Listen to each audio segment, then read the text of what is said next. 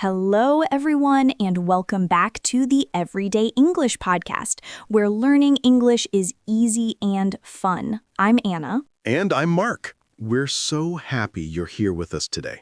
Whether you're listening on your commute, at home, or while taking a walk, you're in the right place to improve your English. Today, we're talking about a problem that so many English learners have. You know this feeling. You watch an English movie and you understand the story. You read a comment online and you know what it means. But then, someone asks you a question in English. And your mind goes blank, completely empty. It's like all the English words you know just disappear. Yes, exactly. So, our topic today is for everyone who thinks, I understand English, but I can't speak it. Our hook for today is, you understand everything until it's your turn to talk. Does that sound familiar? I think almost every learner has felt this.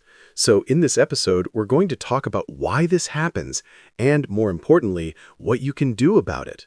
We want to help you move from being a great English listener to a confident English speaker. Let's start with the why. Mark, why do we understand more than we can say? Okay, let's use a simple idea. Think about learning English in two parts. The first part is input. This is when you receive English. So listening to our podcast is input. Reading a book is input. Watching a YouTube video is input. Your brain is like a sponge, just soaking up the language. Right. And most of us get a lot of input. We listen to music, we watch shows. It's passive. It's wonderful, and it's how you learn vocabulary and grammar naturally. But then there's the second part, output. Output is when you produce English. You speak, you write. This is active. And for many learners, there's a big gap between their input skills and their output skills. You have a huge passive vocabulary, words you understand, but a much smaller active vocabulary, words you can use quickly in a conversation. It's like having a giant library of books in your head, but when you need to tell a story, you can only remember the titles of a few books on a small shelf. The information is there, but it's hard to access quickly. That's a perfect way to describe it. And the reason is simple. We often practice input much more than we practice output. It's easier and feels safer. Speaking can feel scary, right? You might be worried about making mistakes or sounding silly. Oh, I know that feeling.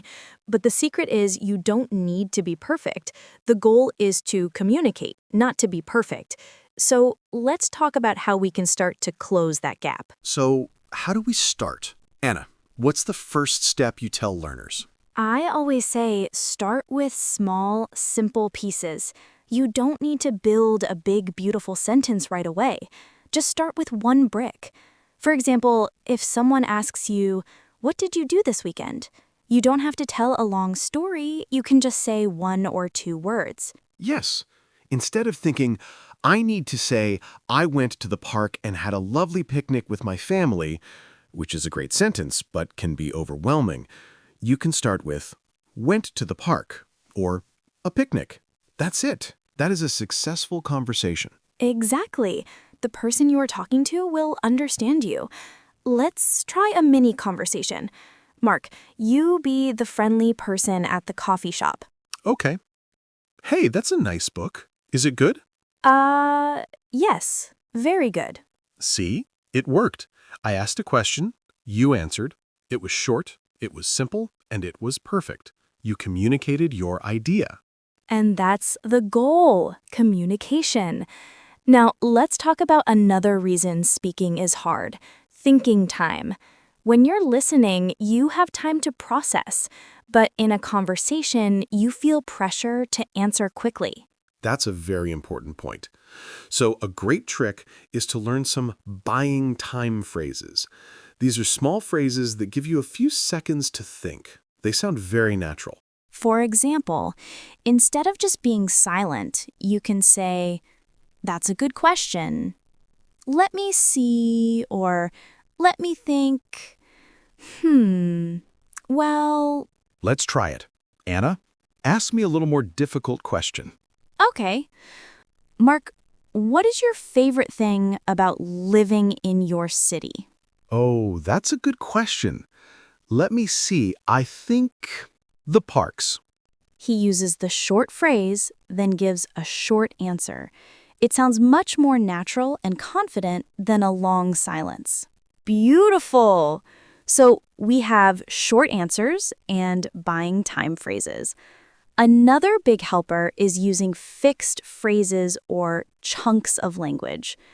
These are phrases that native speakers use all the time. You don't have to build them from grammar rules. You can learn them as one piece. Yes. For example, instead of trying to construct a sentence to give your opinion, you can learn the chunk, I think. Or to agree, I agree with you. To disagree, politely, I see your point, but... These are like tools in your toolbox. Let's give our listeners a few more super useful chunks. Sure. To ask for clarification, could you repeat that, please?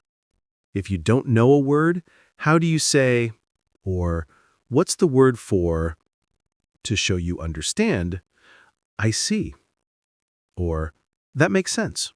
These are lifesavers. They keep the conversation going even when you are stuck.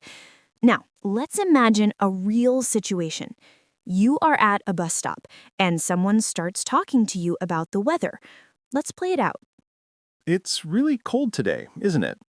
Yes, very cold. I hope the bus comes soon. Me too. Do you take this bus often? Let me think. Yes, every day. See, it's a full, natural conversation. It's not a long, deep talk, but it's real communication. And our listener used only very short, simple sentences and phrases. That is a huge success. Now, let's talk about some common mistakes or fears that stop people from speaking. The number one fear, I think, is the fear of making mistakes. Anna, what would you say to someone who is terrified of being wrong? I would say, please, make mistakes. Mistakes are your teachers. They show you what you need to practice. Every single person who speaks a language fluently has made thousands and thousands of mistakes. I make mistakes in English sometimes. Me too. And the truth is, most people are very kind and understanding.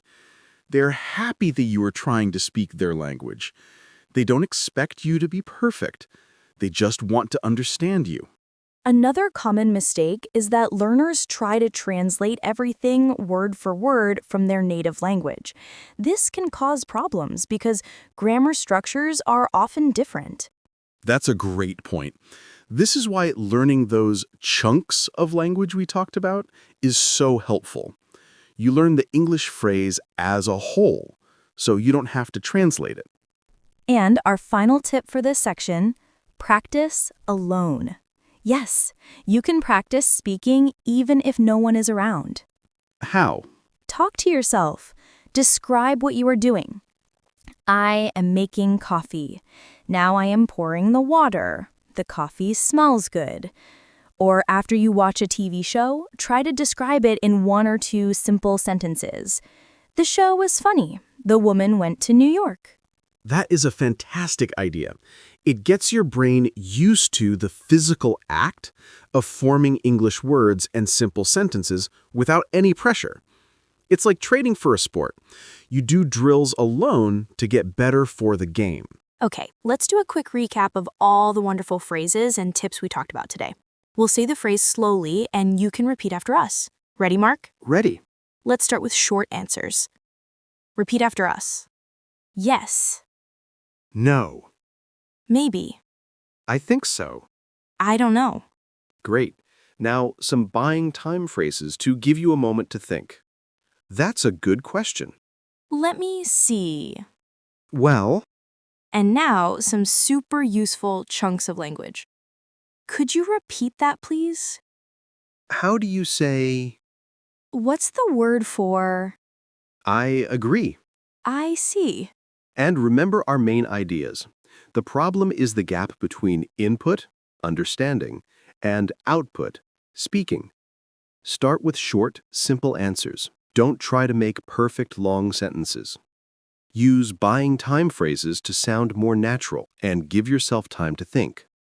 Learn chunks of language as whole pieces. Don't be afraid of mistakes, they are part of learning. You can practice speaking alone by describing your actions.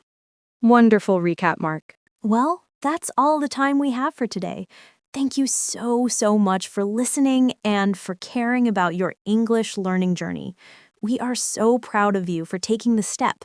Yes, we are. Remember, the goal is not perfection. The goal is connection.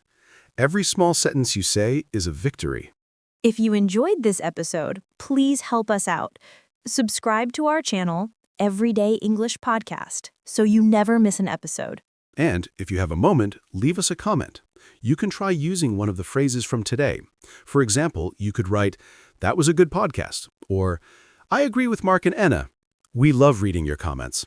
You can also let us know what topics you'd like us to cover in the future. We'll be back next week with another episode to help you in your everyday life. Until then, Keep practicing your English every day. Goodbye.